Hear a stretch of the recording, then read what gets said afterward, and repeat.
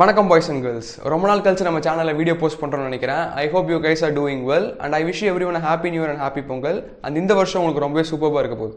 இன்னைக்கு நம்ம book recommendation சீரிஸை launch பண்ண போகிறோம். எதனால் புக் ரெக்கமெண்டேஷன் சொல்லி கேட்டிங்கன்னா, இப்போ இருக்க ஜென்ரேஷன் இன்ஸ்டன்ட் கிராட்டிஃபிகேஷனுக்காக ஷார்ட் ஃபார்ம் கண்டென்ட்லாம் டைம் ஸ்பெண்ட் பண்ணிட்டு இருக்காங்க. அதை ஓவர் கம் பண்ண அண்ட் புக்கில் இருக்கக்கூடிய ஆசமான திங்ஸ் எல்லாத்தையுமே சொல்கிறதுக்காக தான் இந்த சீரிஸ். சரி, எந்த புக் பற்றி பேசலாம்னு சொல்லி தேடிட்டு இருக்கும்போது தான் இன்டர்ஸ்டார் மூவி அதோட 10th ஆனிவர்சரிக்காக ஐமேக்ஸ் தேட்டர்ஸ் எல்லாத்தையுமே ரீரிலீஸ் பண்ணுறதா சொல்லியிருந்தாங்க. சரி, தேட்டர் போய் பார்க்கலான்னு பார்த்தா இந்தியாவில் தேட்டர் கிடைக்காதனால ரிலீஸ் பண்ணல. ஓகே, தேட்டர்லாம் பார்க்க முடியல, லேப்லயாச்சும் பார்க்கலான்னு பார்த்தோம். எத்தனை வாட்டி பார்த்தாலும் பார்த்துக்கிட்டே இருக்கலாம். அப்படிப்பட்ட ஒரு மூவி. அதில் முக்கியமாக ஹான்ஸ் ஜிம்மருடைய மியூசிக் நம்மளை ஸ்பேஸ்க்கே கொண்டு போயிடுது. மேன்கைண்டோட one of the best movie நம்ம ஈஸியாக சொல்லிடலாம். ஓகே, இந்த மூவியில் வர சயின்ஸ் பற்றி தெரிஞ்சுக்கலாம்னு சொல்லி தேடும் போது கிடைச்ச புக் தான் த சயின்ஸ் ஆஃப் இன்டர்ஸ்டெல்லார். இந்த புக்கை யார் ரைட் பண்ணியிருக்காங்கன்னு பார்த்தீங்கன்னா, Nobel prize winner and theoretical பிசிசிஸ்டான கிப் த்ரோன் தான் ரைட் பண்ணியிருக்காரு. கிப் தான் இந்த இன்டர்ஸ்டார் மூவியோடைய ஆணிவேர்னே சொல்லலாம். இவர் இல்லைனா இப்படி ஒரு ஐடியாவே கிரியேட் ஆயிருக்காது. இப்போ நான் அந்த புக்கில் இருக்கிற கீ பாயிண்ட்ஸை மட்டும் சொல்ல போகிறது கிடையாது. அதுக்கு பதிலாக மூவியுடைய ஸ்டோரி பாயிண்ட் ஆஃப் வியூலேருந்து இந்த புக்கில் இருக்கிற மேட்டர்ஸை ரிலேட் பண்ணி ஒரு ஸ்டோரி மாதிரி சொல்ல போகிறேன். பட் நான் எல்லா விஷயத்தையுமே சொல்ல போகிறது கிடையாது. இதில் இருக்க முக்கியமான விஷயங்களை மட்டும் தான் சொல்ல போகிறேன். மித்த விஷயங்களை நீங்களே அந்த புக் வாங்கி படித்து தெரிஞ்சுக்கோங்க.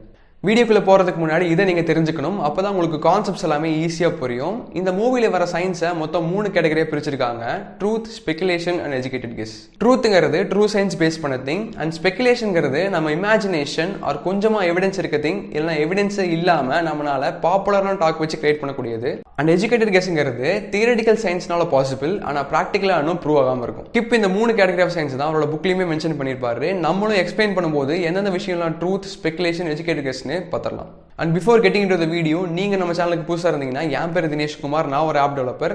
And tech, start up and science related videos அந்த சேனலில் போஸ்ட் பண்ணிட்டு இருக்கேன். நம்ம வீடியோஸ்லாம் செக் பண்ணி பாருங்க, பிடிச்சிருந்தா சப்ஸ்கிரைப் பண்ணிக்கோங்க. மூவியோட ஃபர்ஸ்ட் சீனில் கூப்பருடைய ஏர்கிராஃப்ட் அன்கண்ட்ரோலபிளாக போகிற மாதிரி காமிச்சிருப்பாங்க. இதுக்கு காரணம் கிராவிடேஷனல் அனாமலின்னு சொல்லியிருப்பாங்க. கிராவிடேஷனல் புல்லில் ஏற்படக்கூடிய அன்யூஸ்வலான சேஞ்சஸ் தான் கிராவிடேஷனல் அனாமலி. இதை பற்றி இன்னும் டீட்டெயிலாக நம்ம ஸ்டோரியோட பார்க்கலாம். நெக்ஸ்ட் சீனில் பிளைட்னு சொல்லி ஒரு விஷயத்த சொல்லியிருப்பாங்க. இங்கே பிளைட்டுங்கிறது பிளான்ஸுக்கு வரக்கூடிய ஒரு டிசீஸ். அண்ட் இந்த பிளைட் தான் இன்டர்ஸ்டார் மூவியோட மெயின் வில்லனே நம்ம சொல்லலாம். அண்ட் பிளைட் பற்றி நம்ம இன்னும் சிம்பிளாக சொல்லணும்னா, ஹியூமன்ஸுக்கு வரக்கூடிய டிசீஸ் எல்லாத்தையுமே சிக்னு சொல்லுவாங்க. அதே மாதிரி பிளான்ஸுக்கு வரக்கூடிய டிசீஸ் எல்லாத்தையுமே பிளைட்னு சொல்லுவாங்க. பிளைட் மொத்தம் 2 டைப்ஸ் இருக்கு: ஸ்பெஷலிஸ்ட் பிளைட், ஜெனரலிஸ்ட் பிளைட். ஸ்பெசிஃபிக்காக சில பிளான்ஸை மட்டும் அட்டாக் பண்ணுற பிளைட் தான் ஸ்பெஷலிஸ்ட் பிளைட். ஆனால் ஜெனரலிஸ்ட் பிளைட்டுங்கிறது எல்லா விதமான பிளான்ஸையுமே அட்டாக் பண்ணும். இன்டர்ஸ்டார் மூவியில் வர்றது ஜெனரலிஸ்ட் பிளைட். அண்ட் லாஸ்ட்டாக okra which is ladies finger தான் பிளைட்டால் அழிஞ்சு போயிருக்கும். இன்னும் மிச்சம் இருக்கிறது கான் மட்டும்தான் சொல்லியிருப்பாங்க. பிளைட்ஸ் மைக்ரோப்ஸ்னால காஸ் ஆகக்கூடியது. அண்ட் இந்த மூவியில் வர பிளைட் நைட்ரஜனை கன்சியூம் பண்ணி வாழ்றதுனால ரேப்பிடாக க்ரோத் ஆகி எல்லா பிளான்ஸையுமே அழிக்குது. அதனால ஆக்சிஜன் பற்றாக்குறை வருது. அண்ட் இந்த மூவியில் காமிச்சிருக்கிற மாதிரி எல்லா பிளான்ஸையுமே கில் பண்ணுற அளவுக்கு வரக்கூடிய பிளைட் ஒரு எஜுகேட்டட் கெஸ் தான். நெக்ஸ்ட் ஒரு சீனில் மர்ஃப் கோஸ்ட்னு சொல்லி பயந்துட்டு இருப்பாங்க. அப்போ கூப்பர் நம்ம சயின்ஸ் எப்படி பார்க்கணும்னு சொல்லியிருப்பாரு. இது சயின்ஸுக்கு மட்டும் கிடையாது, நம்ம லைஃப்பில் நிறைய விஷயத்துக்கு பொருந்தும். ஃபர்ஸ்ட் நீ எல்லா ஃபேக்ட்ஸையும் ரெக்கார்ட் பண்ணிக்கணும். இங்கே அவர் இன்ஃபர்மேஷன் சொல்லியிருக்க மாட்டாரு, ஃபேக்ட்ஸ்னு சொல்லியிருப்பாரு. ஃபர்ஸ்ட் நீ எல்லா ஃபேக்ட்ஸையும் ரெக்கார்ட் பண்ணிக்கணும். தென் ஏன் அப்படி நடந்துச்சு, எதுக்கு அப்படி நடந்துச்சுன்னு அனலைஸ் பண்ணணும். அதுக்கப்புறமா தான் ஒரு கன்க்ளூஷன் வரணும்னு சொல்லியிருப்பாரு. இப்படி தான் நீங்களும் உங்கள் லைஃப்பில் மேக்ஸிமம் ஆஃப் த திங்ஸை பார்க்கணும். ஆனால் சில விஷயங்களை நம்ம அப்படியே அக்செப்ட் பண்ணிட்டு போயிடணும். தென் அதுக்கப்புறமா மர்ஃப் அண்ட் டாமுடைய ஸ்கூலுக்கு கூப்பர் போவார். போகிற வழியில் இந்தியாவை சேர்ந்த ஒரு சர்வேலன்ஸ் ஸ்டோன் ஒன்று கிராஸ் ஆகும். தென் அதை ஃபாலோ பண்ணி ஹேக் பண்ணி அதில் இருக்க சோலார் செல்ஸை எடுத்துப்பாங்க. அந்த ஸ்கூலுக்கு போயிட்டு டீச்சர்ஸ்ட்டு பேசிட்டு கூப்பர் திரும்ப வருவார். அப்போது டிராக்டர்ஸ் எல்லாமே வியர்டாக பிஹேவ் பண்ணுதுன்னு சொல்லிட்டு கூப்பருடைய ஃபாதர் எல்லாம் டொனால்ட் சொல்லுவார். இவரும் அங்கே போய் பார்த்தா அந்த டிராக்டர்ஸ் எல்லாமே வீட்டு நோக்கி வந்துகிட்டு இருக்கும். நம்ம முன்னாடி சொன்ன மாதிரி அந்த ட்ரோனும் சரி, இப்போ இந்த டிராக்டர்ஸும் சரி, இப்படி வரதுக்கு காரணம் கிராவிடேஷன் அனாமலியால தான். கூப்பர் இந்த டிராக்டர்ஸ் செக் பண்ணி பார்த்துட்டு இதில் இருக்க காம்பஸ் ஏதோ இன்டர்ஃபியர் பண்ணியிருக்குன்னு சொல்லுவார். இதை பற்றி இந்த புக்கில் எதுவும் பெருசாக போடல. நாங்கள் சர்ச் பண்ணி பார்க்கும்போது என்ன தெரிஞ்சுன்னா, ஜிபிஎஸ் எப்படி ஒர்க் ஆகும்னா, எர்த்தை சுற்றி இருக்கிற சேட்டலைட்ஸ் ரேடியோ வேவ் சிக்னல்ஸை எர்த்துக்கு சென்ட் பண்ணும். அதில் மினிமம் ஒரு 4 சேட்டலைட்ஸோட சிக்னல் கிடைச்சாலே போதும். ஜிபிஎஸ் ரிசீவர்ஸ் அதோட லொக்கேஷனை ஐடென்டிஃபை பண்ணிடும். இப்போ இந்த டைம் அண்ட் கிராவிட்டிக்கு ஒரு ரிலேஷன்ஷிப் இருக்கு.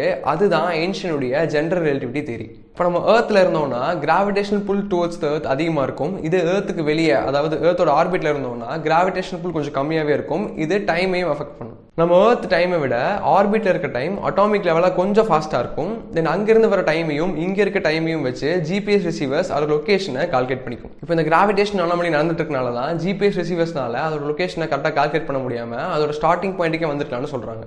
ஒரு சீனில் சாண்ட்ஸ்டார்ம் வரும். அப்போ மர்ஃப் அவங்களுடைய ரூம் விண்டோவை க்ளோஸ் பண்ணியிருக்க மாட்டாங்க. அப்போ அவங்க ரூமுக்கு போய் பார்க்கும்போது அந்த சாண்ட் எல்லாமே டிஃப்ரெண்டான ஷேப்பில் ஃப்ளோரில் விழுந்திருக்கும். தென் அதை செக் பண்ணி பார்த்துட்டு இது கிராவிட்டியால் வந்திருக்கான்னு தெரிஞ்சுக்கிறாங்க. தென் அந்த சாண்ட் ஷேப் அனலைஸ் பண்ணி பார்க்கும்போது அது ஒரு பைனரி கோட் அண்ட் ஒரு பர்டிகுலர் பிளேஸ் உடைய கோஆர்டினேஷன் தெரிஞ்சுக்கிட்டு அதை தேடி மர்ஃப் அண்ட் கூப்பர் போகிறாங்க. தென் அங்கே போனதுக்கப்புறமா தான் தெரியுது அது நாசாவுடைய கோஆர்டினேட்ஸ். நாசா ஸ்பேஸ் ரிசர்ச் சென்டரை சீக்ரெட்டாக அங்கே நடத்திட்டு இருக்காங்க.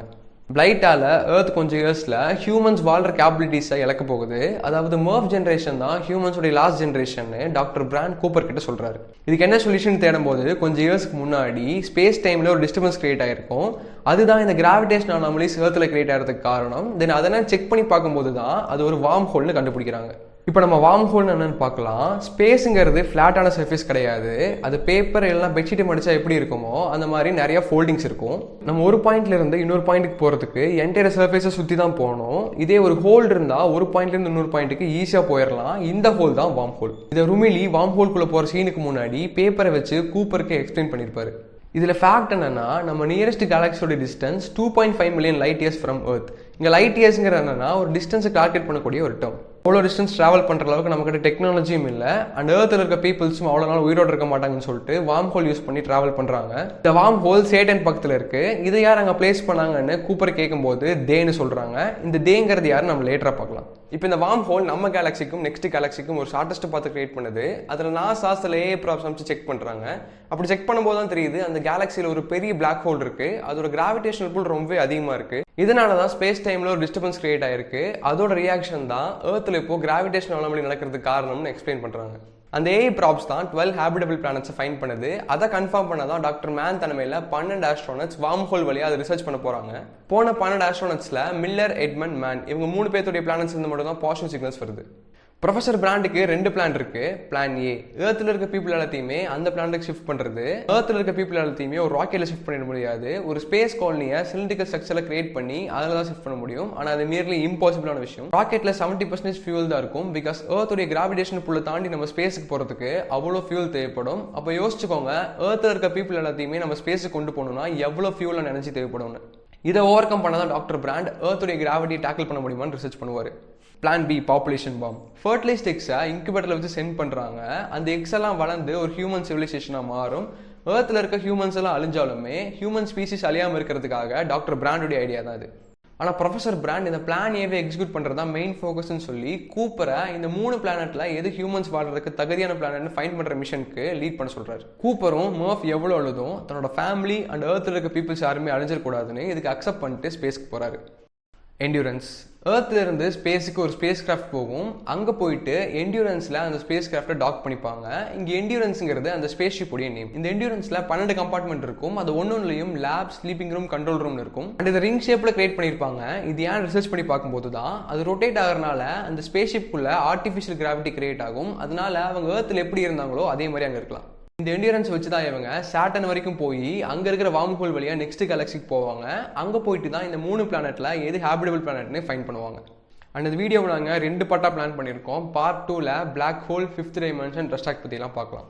அண்ட் நாங்கள் இந்த வீடியோ ஷூட் பண்ணிருக்க இந்த டைமில் தான் இன்டர்ஸ்டார் மூவி ஆல் ஓவர் த இந்தியாவில் Feb 7th அன்றைக்கி ரிலீஸ் ஆக போகிறதா சொன்னாங்க. நாங்கள் பார்க்க போகிறோம், நீங்களும் பார்த்து என்ஜாய் பண்ணுங்கள். இந்த புக்கை நீங்கள் ரீட் பண்ணுறதுனாலையும் இந்த மூவி நீங்கள் பார்க்குறதுனாலையும் ஸ்பேஸை பற்றி எக்ஸ்ப்ளோர் பண்ணுறதுக்கான சின்ன சின்ன ஸ்பார்க், பெரிய ஸ்பார்க் கூட கிரியேட் ஆகலாம். இந்தியாவில் நிறையா பிரைவேட் ஸ்பேஸ் கம்பெனிஸ் உருவாயிட்டு இருக்கு. நீங்களும் ஒரு ஸ்பேஸ் கம்பெனி ஸ்டார்ட் பண்ணுறதுக்கு இந்த புக் அண்ட் இந்த மூவி உங்களுக்கு ஹெல்ப் பண்ணணும்னு நினைக்கிறேன். இந்த வீடியோ பற்றின உங்கள் தாட்ஸை மறக்காம கமெண்ட்டில் சொல்லிடுங்க. அது எங்களுக்கு ரொம்ப யூஸ்ஃபுல்லாக இருக்கும். அண்ட் இந்த மாதிரி இன்ட்ரெஸ்டிங் வீடியோஸ்க்காக நம்மளை சப்ஸ்கிரைப் பண்ணிக்காங்க. அண்ட் பார்ட் 2ல உங்கள் மீட் பண்ணுறேன்.